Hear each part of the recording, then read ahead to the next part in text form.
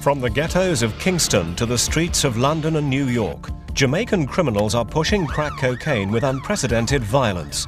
It's a world police officers have found almost impossible to penetrate, until they found a top informant. Scotland Yard thought they could fight fire with fire. Tonight, World in Action asks, who really got burnt? He was an extremely successful informant because of the position that he was in. He was well worth the investment into it, and it is extremely unfortunate and to the detriment of the people of London that we no longer have him available to us.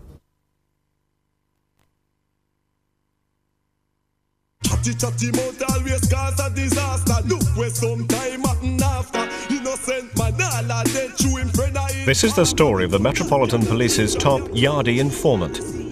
It's the story of how Eaton Leonard Green went on a sustained spree of crack dealing, armed robbery and shootings while being paid to prevent crime.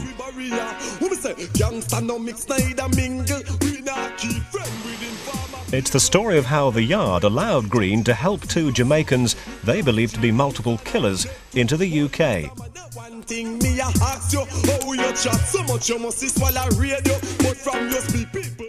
And it's the story of how Scotland Yard obstructed another force investigating the biggest mass robbery on record, and then tried to kill off the trial that led to his eventual conviction. The law is the law and it shouldn't be abused, and it certainly shouldn't be abused by those who are charged with implementing it. Deeper than that, I think, is the fact that it's wrong because it affects ordinary members of the public, because decisions are being made on their behalf without their knowledge and without necessarily their support. This warehouse in Nottingham was once a regular weekend venue for Jamaican blues parties. But that came to a violent end on the 6th of June 1993, when Eaton Green, Scotland Yard's top informer, led an armed raid and held the place up. Firing guns and wielding a machete, the gang ordered all 150 guests to hand over their valuables. The one man who tried to resist them was shot by Eaton Green, who refused to allow him to go to hospital. We actually dedicated an enormous amount of resources to it, partly to make a very clear statement to people that if they come to Nottingham and commit that sort of offence, then we treat it very, very seriously.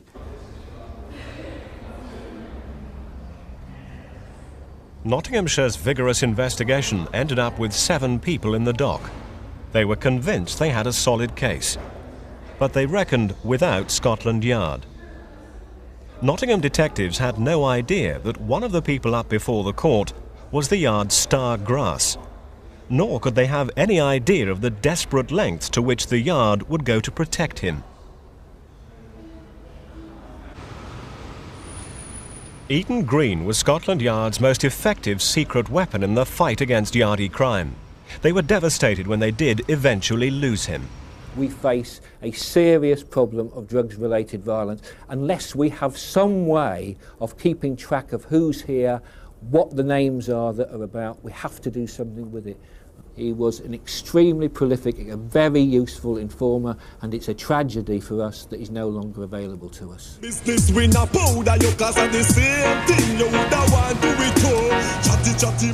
Eaton Green's road to the dock had begun here in the ghetto of Kingston, Jamaica. A place run by criminal gangs so powerful they're linked to the main political parties. Green became a gunman at the age of 12. By 24, he'd served 5 years in prison. After his arrest, he told Nottingham police officers he had no choice but to become a gunman. I've grown up in the ghetto of Jamaica where you have to respect your elders. There are people in Jamaica that you have to look up to. When I say look up to, I mean area leaders. You know, you can't really dictate to those kind of people. You do as you are told. I've been shot so many times, and in order for me to get away from this horrible life that I live, is to assist the police about people like myself Green's story is all too common for a boy from the ghettos of Kingston.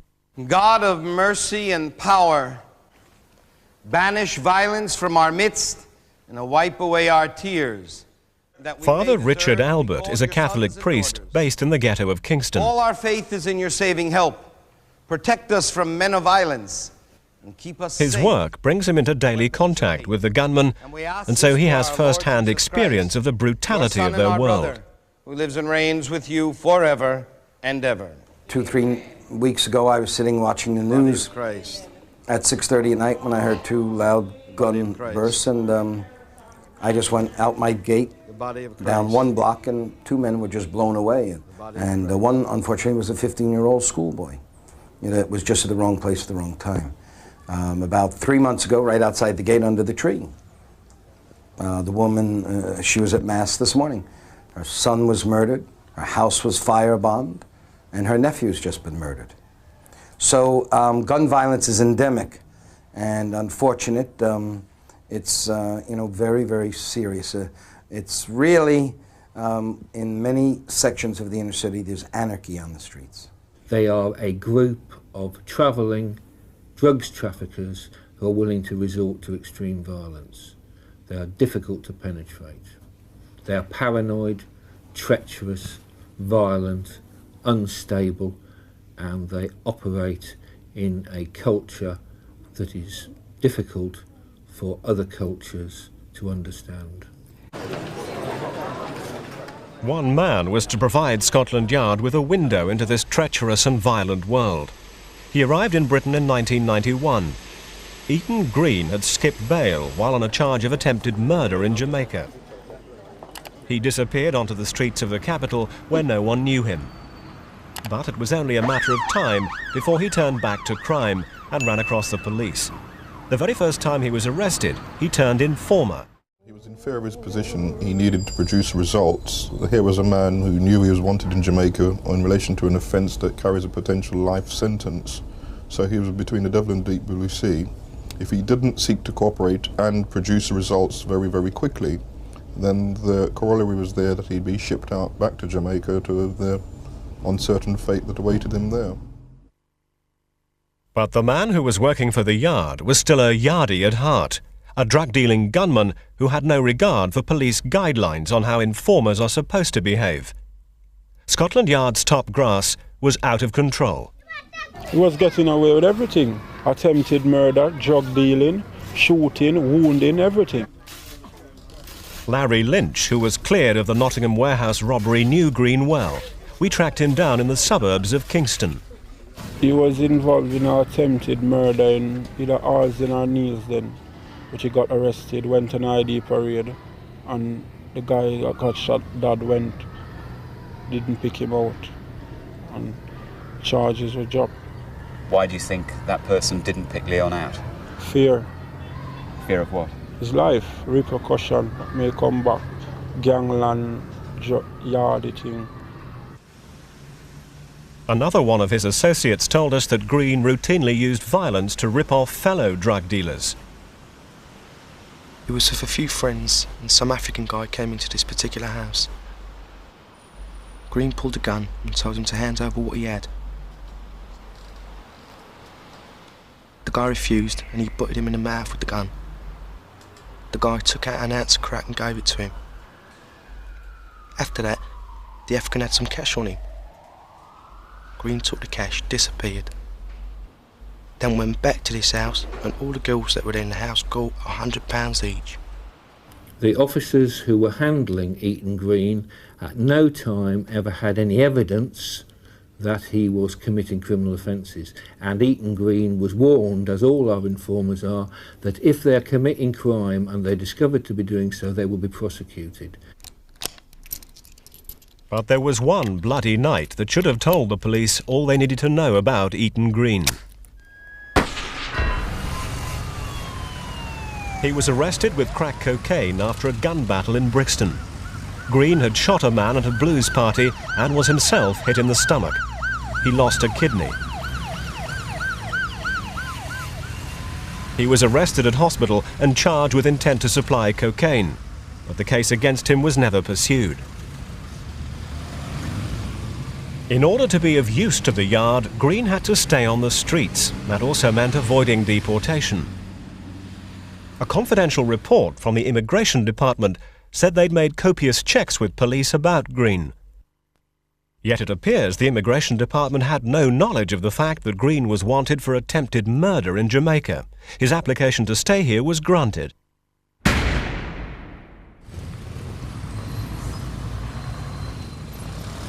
But one simple call to a Jamaican court would have told Scotland Yard about Eaton Green's violent past. Jamaican police had charged him with wounding with intent, their equivalent of attempted murder. But Green's employment as an informer takes on a chilling significance when his full history is known. While on remand for the Nottingham robbery, Green confessed to killing a man in Jamaica. The Yard had a murderer on their books. When the police carried out a covert tape recording of all the defendants in the cells when they'd been arrested, Green was happily discussing that murder with one of his co-accused and making an admission about it. The police should have said, right, we've got a chap here who's admitted a murder on these covert tapes in Jamaica. There's evidence that it's already been gathered. We should take him back there and have that case processed and prosecuted. There had never been any question of sending Green home. Quite the opposite. Green convinced officers that he needed to bring some known gunmen here to increase his credibility. He told his handler, PC Steve Barker, that two men, Cecil Thomas and Rowan Bumpy Thomas, were leading members of one of the most feared gangs in Jamaica.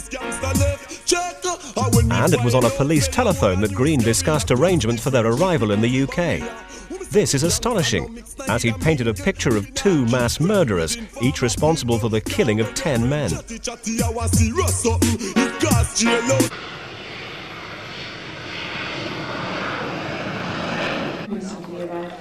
What's even more staggering is that when Eaton Green paid for Cecil and Rowan Thomas to fly to Britain in March 1993, they were actually allowed into the country. Scotland Yard, Immigration and Customs knew they were coming, yet still they walked out onto the streets of Britain. Within months they were in the dock for the Nottingham warehouse robbery. It was known that Rowan was going to be coming under a false name, with a false passport, with a false invitation letter. So clearly he could have been turned back. What's more, Cecil Thomas's story to immigration didn't stand up. Cecil was stopped and he said, look, I've come for my cousin's wedding. He was asked the name of the cousin's bridegroom to be, and he was unable to provide that. His passport was taken away for a short while, and then they came back and gave him temporary leave to remain for 7 days. Customs searched the Thomases for drugs. Immigration copied their passports and secretly filmed them. Almost every agency which could know did know about their arrival. Both men were convicted gunmen and had broken immigration law to get into the country. It's clear that someone, somewhere, wanted them to get through.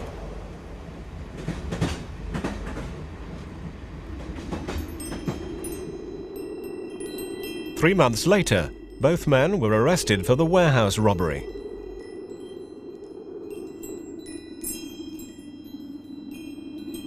Nottingham police had little difficulty tracking down Cecil and Rowan Thomas. They'd already been arrested on firearms offences by Scotland Yard.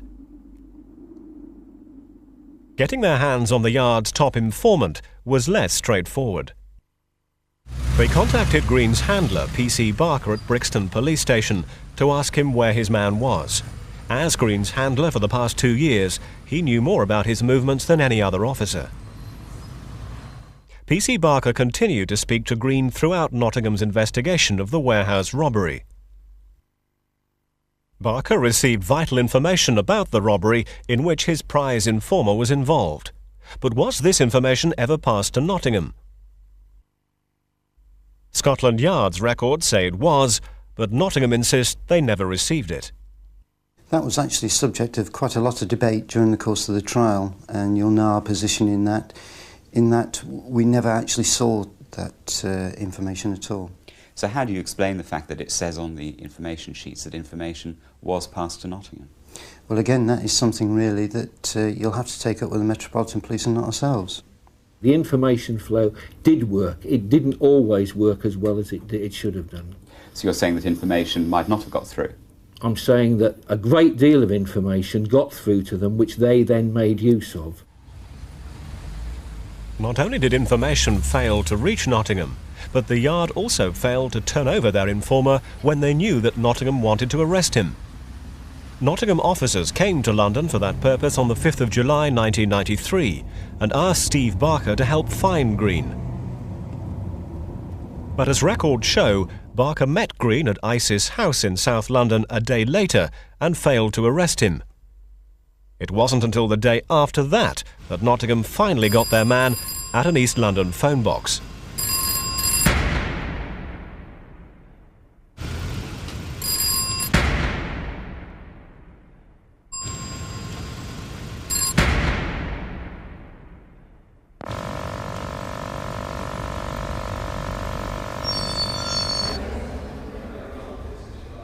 At the warehouse robbery trial, Green swore on oath that at the ISIS house meeting he'd confessed to his role in the crime, yet Barker hadn't arrested him. The judge didn't mince his words. I am very disturbed at the way in which those responsible for handling Mr. Green appeared not only to have failed to cooperate, but possibly to have impeded Nottingham's inquiries. The Home Office rules on informers who take part in crime are clear. The police must never commit themselves to a course which, whether to protect an informant or otherwise, will constrain them to mislead a court in any subsequent proceedings.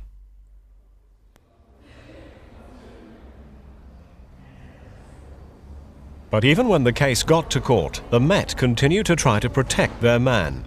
Not even the prosecution or the judge knew Green's true status as the top Yardie grass. It was only when two defence barristers met the judge in chambers to say they suspected their clients had been led to the dock by an informant that the truth began to emerge. The rules about disclosure are very clear. The prosecution must disclose any information which would be of assistance to the defence. And what they were doing, in fact, wasn't prosecuting a case, they were persecuting. We had people there who were proved to be innocent. They were tricking us. They were not telling us things which we were entitled to know. We begin this evening with a matter which has elicited condemnation. It started with a protest this morning at the intersection of Hagley Park and Waltham Park Roads in Kingston, and it ended in tragedy. Cecil Thomas is deported to Jamaica on a day of appalling bloodshed on the streets of Kingston. At the centre of the news is a policeman who assaulted a journalist and opened fire in a crowd of demonstrators. We give thanks to the good Lord for the gift of the new day. But we want to remember all those who were shot yesterday. The count is up to 10 now. 2 have died. We want to pray for peace in our community. A noted criminal was killed by the police early yesterday morning about 2:30. And then, as you know, the roadblocks and the shootings continued. But the place Cecil Thomas is returning to is as bad as it ever was when it shaped gunmen like Eaton Green. The production line continues. I can understand why the security forces are brought to the limit themselves sometimes of proper action and legal reaction, because we're facing an insidious enemy with this gunmanship. We're facing anarchy on the streets. We're facing people who have no moral scruples themselves, who have no hesitation to do some terrible, terrible, wicked things. Back home in Kingston, after his acquittal, the only thing Cecil Thomas has to show for 3 turbulent years are his legal documents, including Eaton Green's informant file. He believes the Yard was blinded to the reality of its relationship with Green. Obviously, they don't understand anything about Jamaica. Yeah? And in a big way. And they wanted to understand so bad that when this guy is telling them lies, they are just accepting it. You understand? I'm not checking it, and they are working off that. Green was a seductive informant for Scotland Yard. They thought he gave them access to a closed world. But the question is, was the Yard running Eaton Green, or was he running them? While in their employ, he was shooting people, dealing crack, and bringing alleged murderers into the country. And when another police force wanted to arrest him, the Yard failed to turn him in. One thing's for certain, Eaton Green won't want to return to Jamaica. There's a hangman's noose waiting for him for murder, and a gangster's bullet for betrayal.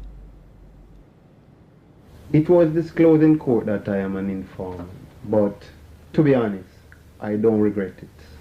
The reason I don't regret it is this.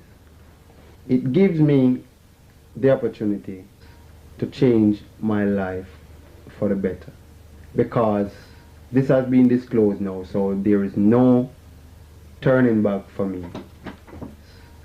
in the life that I used to live, namely badness. That's all I wish to say at this stage.